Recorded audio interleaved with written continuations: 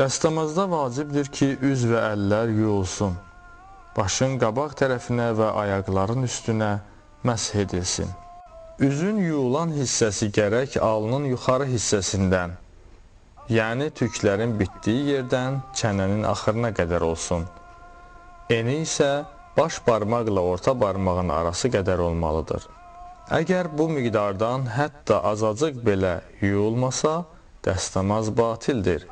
Bu miqdarın tamamilə yuyulmasını yəqin etmək üçün onun ətrafını biraz artıq yumaq lazımdır. Ehtiyat vacibə görə üzü yuxarıdan aşağı yumaq lazımdır. Aşağıdan yuxarı yuyularsa dəstəmaz batildir. Əlləri də dirsəklərdən barmaqların ucuna tərəf istiqamətdə yumaq lazımdır.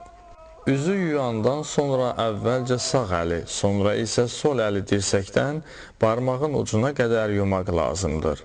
Əlləri yuduqdan sonra əldə qalan dəstəmaz suyu ilə başın qabaq tərəfinə məsh edilməlidir.